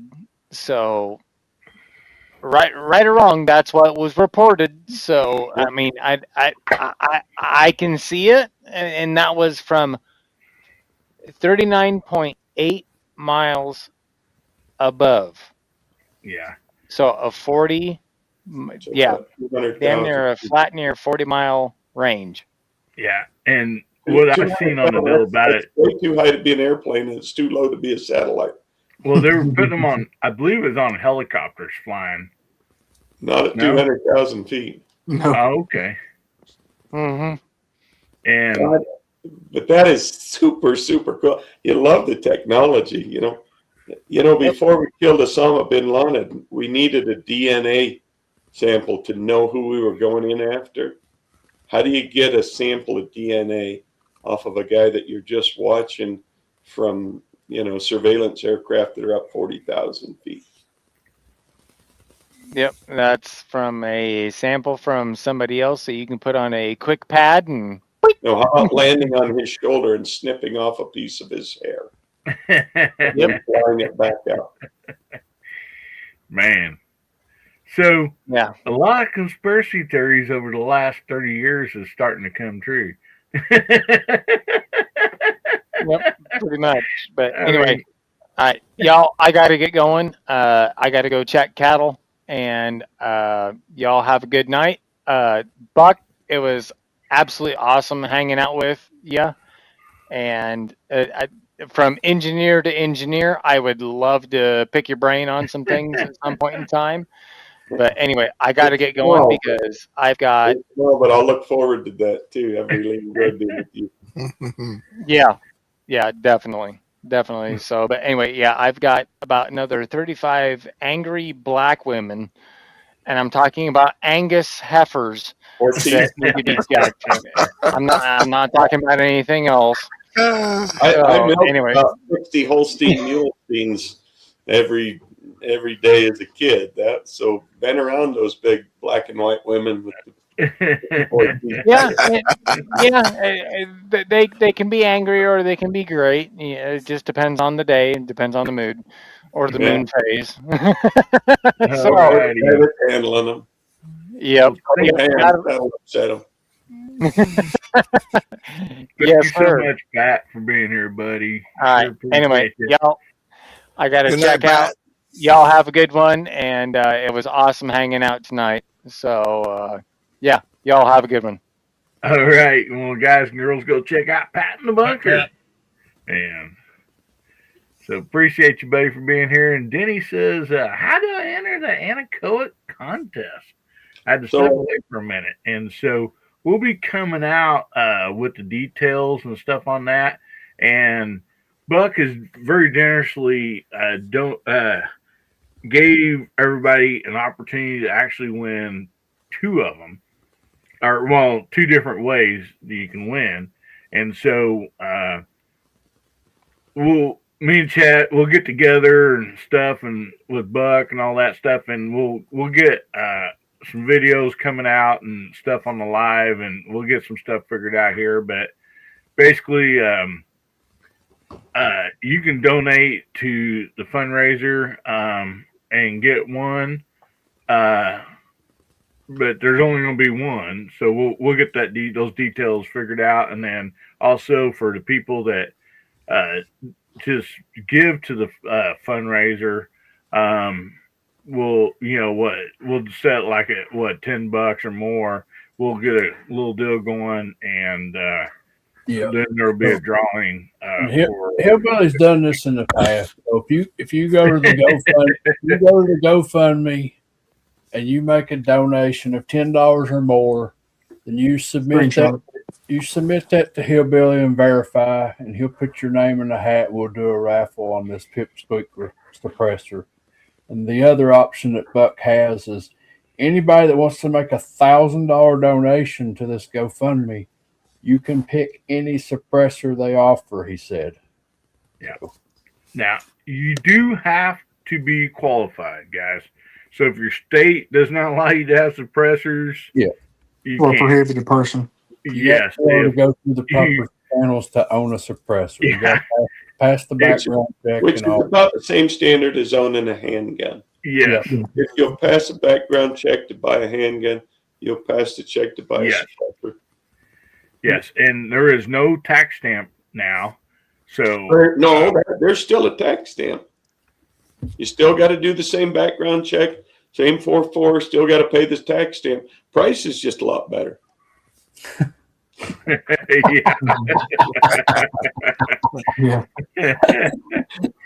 Yeah. Yeah. But just confused everybody. Yeah. Everybody's like, huh?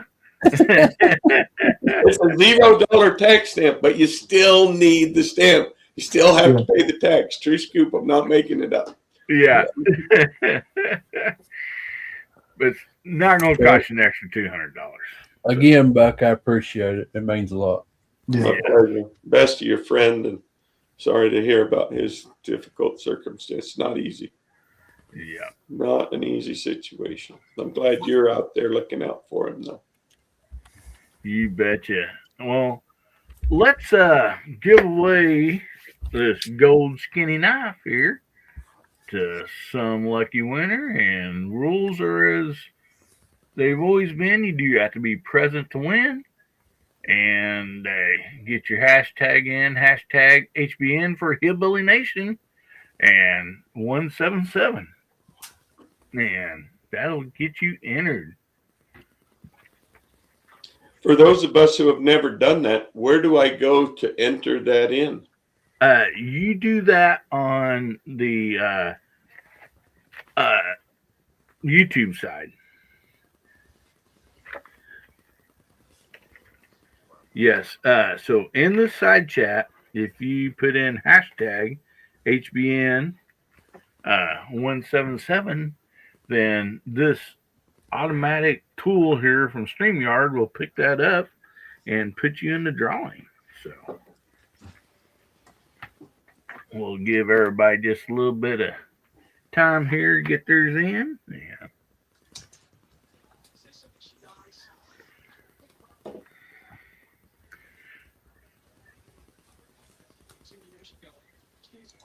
There's Chico Wise out there. Hey, buddy. How you doing? Sam Folks. Of course, we got Brother the Engineer out there. Appalachian Ramblings. We did do a shout out to the side chat earlier when Jamie is on here. But we've had people jump in. So glad to have you.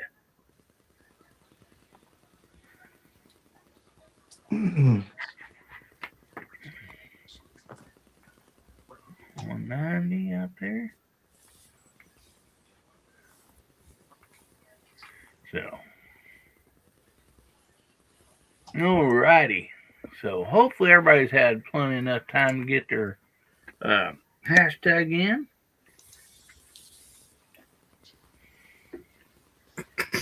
And the Appalachian said he just got home. Well, you got your hashtag in. So, you have to go watch the rewind of this show, man. It's been a great show, man. So. Well, anyway, he'll probably win. He wins all mine.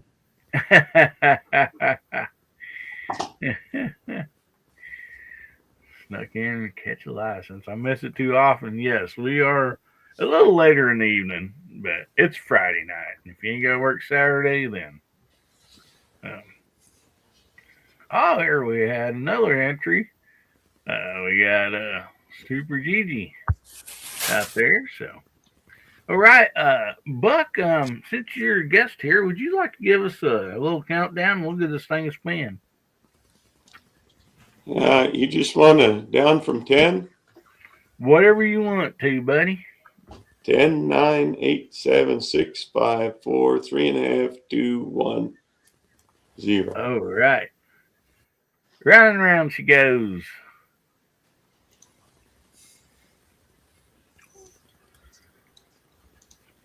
All right. Don, is he in Alaska? It sounds like he ought to be, but he's actually in Indiana, I believe. Well, that's kind of Alaska, but not. And he is out there. Congratulations, buddy. Well, sorry we can't do a suppressor on here for a giveaway, guys, but that just wouldn't be possible. But thanks to Buck here, there will be a way that you can win one. And so can I donate to a good cause? Yes. Email me at AmericanHillbillyUp@gmail.com and give me a name and address that you want that sent to, buddy, and I'll get that sent right out to you. Mm-hmm. So anyway, real quick, Buck, when we end the show, you don't get off, we'll go back to the green room there.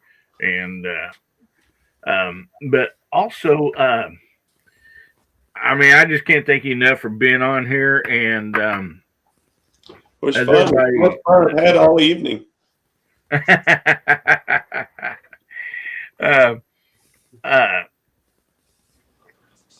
As we'll go ahead and start wrapping this thing up and all that. And guys and girls, you know, my videos, my show, and all that stuff. We, do good, honest reviews and stuff. And so, if with Buck being here tonight, that just goes to tell you, me personally, I think a lot about this product, the company, and stuff like that.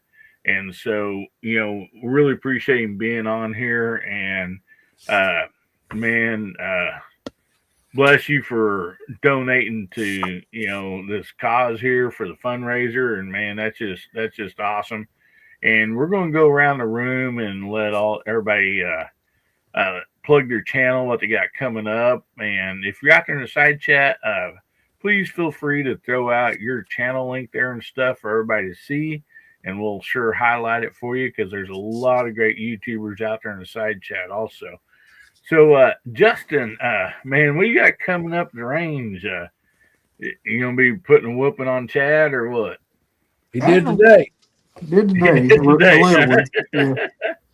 Yeah. We got the YouTuber meetup coming up. We're getting prepared for that, and we're pumped for it. So that's about all that's coming up for us. I think we're clear of matches until then, unless one pops up, I guess. But we got a match that weekend. Yeah. So we got one bye weekend in between, so we'll try to do some turkey hunting. All right. Yep. Awesome. It was nice meeting you tonight, Buck. Nice to hear about your suppressor company, and appreciate your service in the military. And we've worked on some of the same stuff, sounds like. Yeah. Yeah, you're talking machining, man. That's right down to Justin's wheelhouse right there, man. Yep. I made a few parts for Lockheed. But nice. You're smarter than I am if you can do machining. I don't know about that. We got people that do that. I can't. Well, most of my machining ends up is using a grinder, a hammer, and a chisel. Yeah. But All right. Well, thanks for being on here tonight, Justin. Appreciate Yeah, you, glad to buddy. be here. Julio. Hey. Coconut CO, buddy. What On you the got J coming Delta, up? yeah, on the J Delta 22 channel, we are shooting the Coco Savage with some Gucci Ely 10X. And then on Monday, and then on Tuesday next week on the Smoking 22, we are shooting one of the CCs with Ely Contact. So I appreciate you having me here tonight. Nice to meet Rob. Uh, Appreciate your service. I'm retired myself, so it's good to see patriotic people. I am, even though I'm from Puerto Rico, but this is my country. So I am baseball, hot dog, apple pie, no Chevrolet. I'm just kidding. Wait a minute. You drive a Chevrolet. Yeah, he does. Yeah, I do. My hoopty, my little hoopty. Yeah. Thank you, brother. I forgot all about it. Buddy. Yeah, I wish you the best on your business, and I'll try to support it. So whenever I can, I'm looking for 22 hush hush can. So yeah, for my yep. I'll just repeat for the guys that have been here tonight, dealer price on anything on our website. Yeah. Oh man. Yeah, appreciate that because I'm looking for one. I got a 30 cal. I think I got a Daniel Defense. I think that's the first one I ever got. And but now I'm you looking need to forward. upgrade. Yeah, and I hope Hillbilly can bring you back. You tell us some more of that stories, man. I love to hear those stories. Yeah, I'm all into all that stuff. I work for I was in the military, retired, and I work for a cable company. And I like to hear all that stuff about technology. It's just I just enjoy it. So thank you very much, and say hello to the side chatter there tonight too. Yes, and Jose, like when he joined the service, it taught him how to speak English, eat MREs, and jump out of planes. So I sure did. Yeah. Pero uno habla español, ¿verdad? Sí. Yeah. And Jose says every jump he did was nighttime was because he closed his eyes. So it looked like nighttime when he jumped. Yeah, you come out of that door. You're supposed to jump out and count to 4,000, and then the parachute open. I didn't even count. I just get outside 1,000, and you're just looking for that parachute to open, man. If you don't feel that pull, oh boy, something's wrong. So yeah. Well, thanks for being here, Jose. Absolutely. Guys, girls, go check out J Delta 22NC and his other channel, D Smoking 22. Great channels over there. Always great stuff. So Trainwreck, Steve. No, the engineer. What do you got coming up, brother? Well, speaking of train wrecks, me and John went to the range there yesterday and tried the hold 'em and fold 'em target a few more times, and you can guess how that turned out. Did you fold them? Well, I should have. should have held them is what I should have done. Yeah. But he busted. I busted. We done that. We shot some iron sights and a new rifle that John had. And just interesting stuff to me anyway. I hope everybody else finds it interesting. But I have a video dropping tomorrow and one Wednesday. So that's going to kind of become my video days is Sunday and Wednesday. So we should see some new content coming out. But it's good to meet you, Buck. Enjoyed it. And thanks to everybody on the side chat. We appreciate you. Yes, we do. So everybody go check out Steve living over in the southwest part of Virginia. And appreciate you being here, buddy. And I didn't get to shout out Jamie earlier. They had church in the morning early, and he put a message over in a private chat that he was getting tired and he just had to jump. And so make sure you check out JH586. And also Moondog sent me a message, said apologies, he missed it here. They had it was some type of excuse me, like a aunt or some family members like 50th anniversary or something they had to go to. So Moondog said to give everybody tell everybody howdy and sorry he wasn't here. Chad, what you got coming up, buddy? I got 4 videos in the queue on the rimfire side of things. I got a video dropping tomorrow on a CZ 455 that I picked up with the pencil barrel. We done a little shooting with it, and it done okay. Got a video of the USBR shoot from Buck Creek that we shot last weekend coming up. I want to encourage everybody to check out this UBR and try to get involved with it, because I really like to see this take off and grow. UBR can get as big as ARA or ABRA if we want it to. And we shot it today, and it's a really fun shoot, and it's a challenge, but it's really anybody's game. So at halftime, when you've shot all your 50-yard cards and you're sitting in the lead, that can all change in the next 4 cards. People can shoot 100 yards and outshoot you, and they can come back around. That's right. You. So it's a really, really good challenge. George from Southern Rifle over there, he has it posted on a Facebook page called UBR Rimfire. I encourage you to go check out that page and look at the rules and the classes and stuff, and get involved with it and try to help us make that style of target shooting grow, because it's a really fun shoot.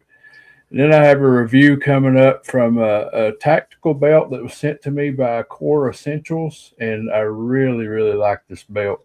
I've been wearing a Groove Life belt for about 2 years, and I'm going to put it down and start wearing this Core Essentials belt. I like it that much better. So, and then I shot the Any Annie or Do that Mike has had out and been riding me for over a year to get shot. And I finally done it. Again, guys, my primary focus is helping out these friends in need. So thank you to all that have helped, and if it's just as much as sending up a prayer, thank you for your prayers. It's much appreciated. He's in good spirits, but he's got a long road ahead of him. And I got some new content that I'm going to go out and make tomorrow. And if you can see that shiny thing right about there, that's a Springfield 2020 that now has a Lilja barrel on it. And I can tell you that it shoots. So we're going to make a video on that tomorrow. Check us out. Quit letting them rifles follow you home, buddy. Check us out on Friday night.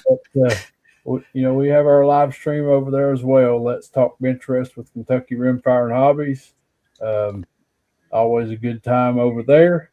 And also we have our second channel, Kentucky Rimfire and Air Guns. That's kind of setting kind of stale, so it's not growing very much. But Anna Cook, I'm about half the size as Hillbilly up over there, but I'll be willing to do some reviews for you if you.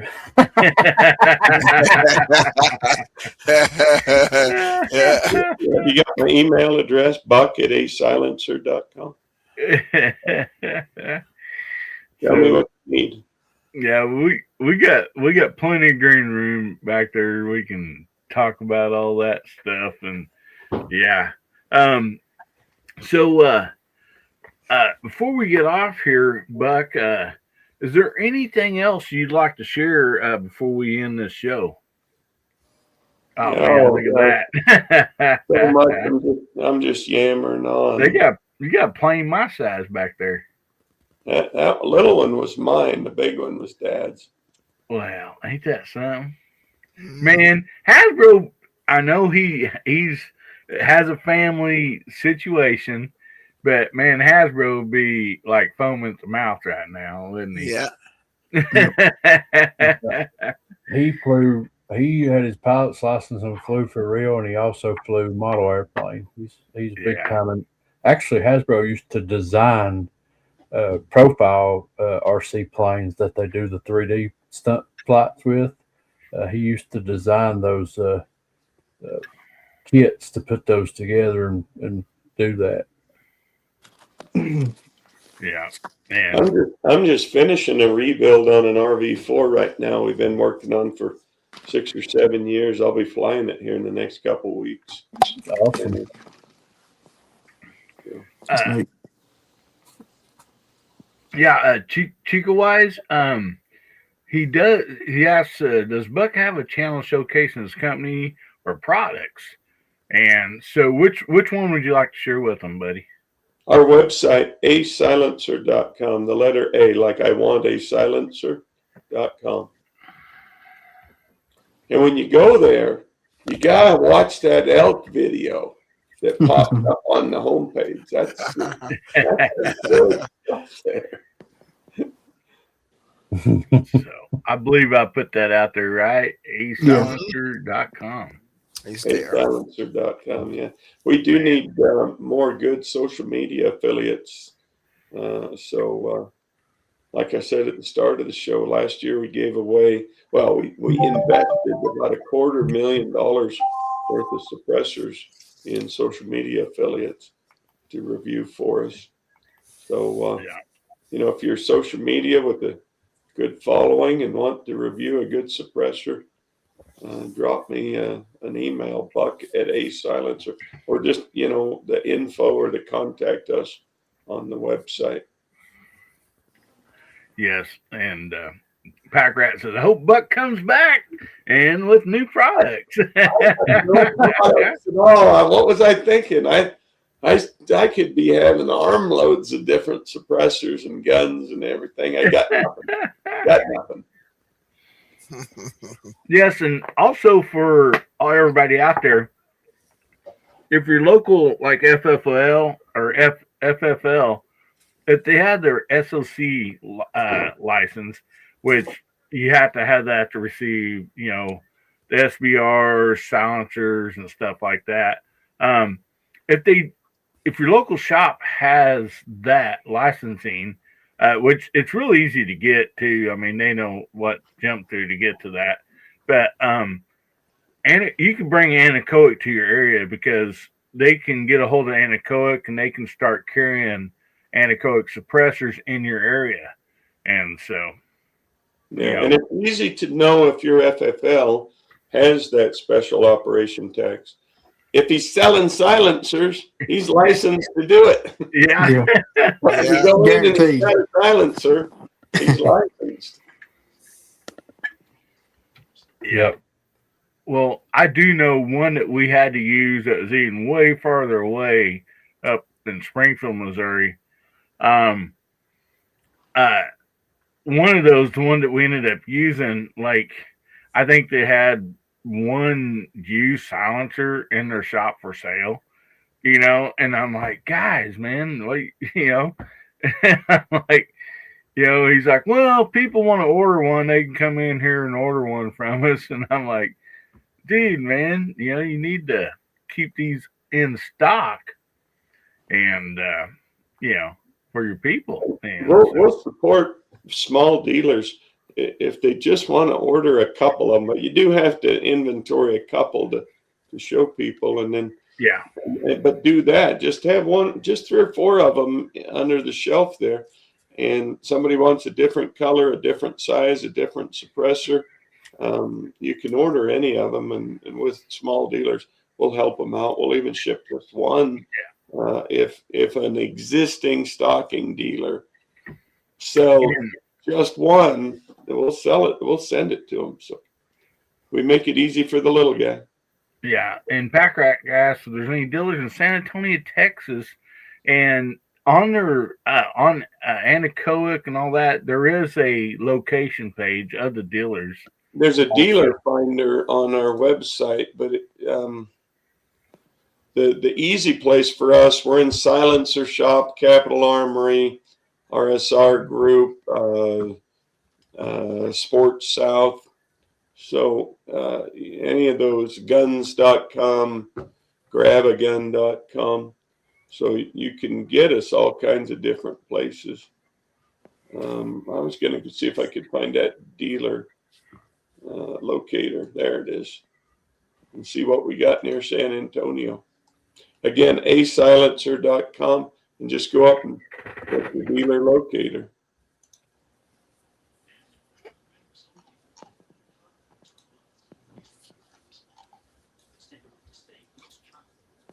Alrighty.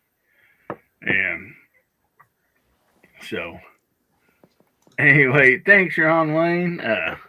We'll see you later, buddy. And again, everybody go check out these channels. Check out Anechoic if you're interested in, if you support the Hearing Protection Act, and you got that ringing in your ears like a lot of people do, then go check out Anechoic because, oh man, I'm a big fan. I really honestly never I thought, yeah, a suppressor would be kind of cool.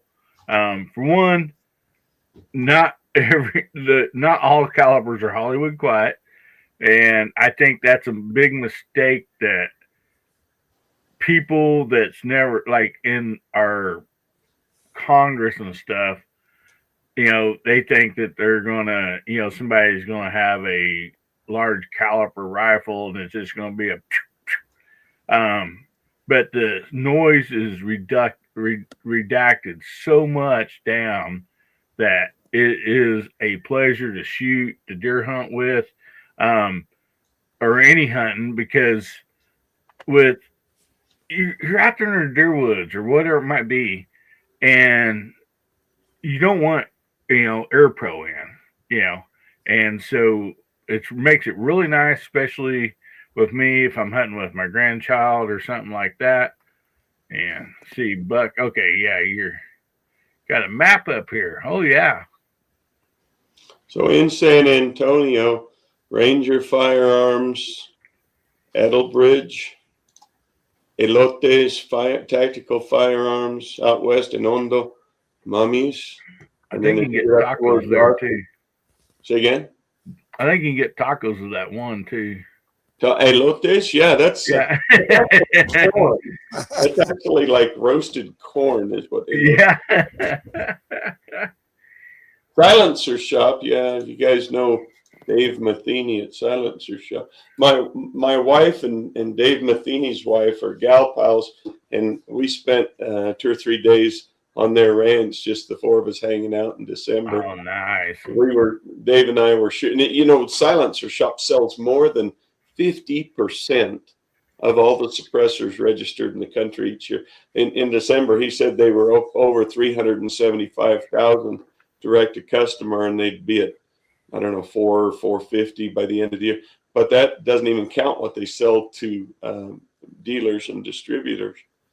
He's got a nice little ranch out Mason County, out west of Austin. Well, near the town of Mason. Anyway, so Silencer Shop, there's a few of them down there in San Antonio. Yes, and I want to make a suggestion real quick. For me and my family, when we do get a suppressor, we put it right over into a trust. And you think, okay, what does that do? And if you do it when you receive a suppressor, like before when we had to pay the $200, government fee, if you got it and then you decide you want to put it in a trust, you'd have to pay that $200 fee again to put it into a trust. And what that does is, so if my son-in-law wants to take my granddaughter, his daughter, deer hunting, I would have to be with them. Either me or my wife would have to be with them to use that silencer.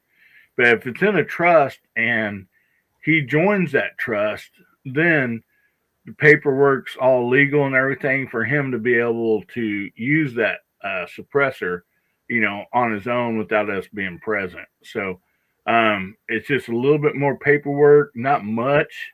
I believe the cost, if I'm off the top of my head, I think it's $50 or maybe even less. And Sonsco, their trust, they have the kiosks. So Silencer Shop. Or Silencer Shop, yes. Silencer shop. Thank you for that. And so basically, if you can go in, use the kiosk, do your fingerprints and all that, on a trust. But there's different trusts out there, and so kind of check into that.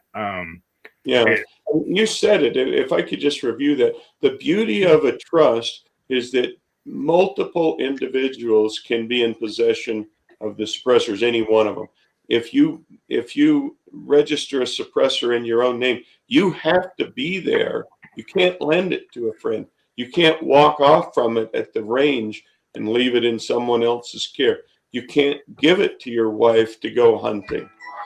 But if it's in a trust, you make your wife a trustee of the trust. Even if you just do, and your trust is not registered with the state or the federal government. So you can literally write on a Post-it note that my nephew, Jimmy, is now a trustee of my trust. And you put the Post-it note in your file cabinet and give Jimmy your suppressor. And he goes to Montana for a week and brings it back. And then you tear up the Post-it note and you were legal.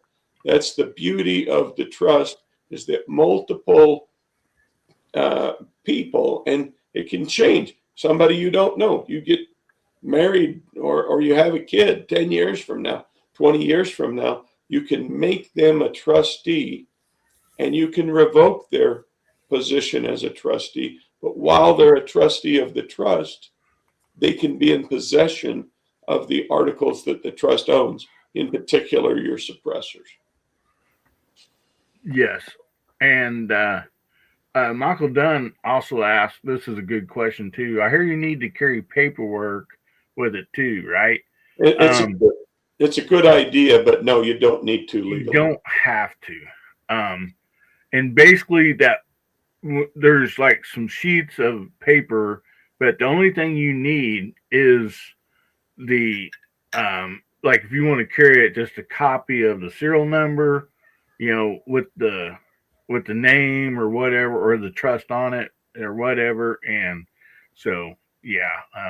And you'll find too that the law enforcement that you interact with is your county sheriff or people who gain their authority from the state.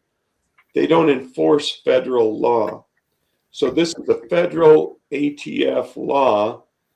And if a sheriff is over asking you to see your registration on the suppressor, he's out of line. He's not authorized to enforce federal law. And if an officer at your range does, show them the registration to your car. They won't even know the difference. They don't even know what they're talking about. But you don't legally need to have your Form 4 from the ATF in your possession when you have the suppressor. It just makes it a lot cleaner and easier, if you are in a situation where you need to prove that you're legal. Yes. And G Webs jumped in here. Hey, buddies, got here late. Good evening, everyone. He says, what I missed? Man, you missed a great show. And you sure did. And so you might want to check out the rewind here.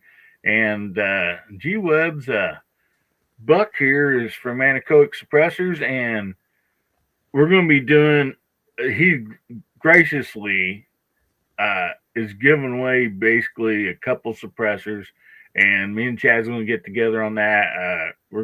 It's for a GoFundMe, a charity deal and stuff. So anyway, we'll have more information out on that later too. So I believe Arizona, you can have one of those, buddies. So where you're at. So be looking for that information and all that to come out. And man, Buck, I can't thank you enough for being here tonight. I had a blast. I know everybody else did, and we sure appreciate you being here. My pleasure. And so, yeah, we're going to end y'all with this. Thank you so much for being here, and remember, God, family, country, make somebody's day better, will you? And if the good Lord's will and the creeks don't rise, we'll be seeing you again, Hillbilly Nation.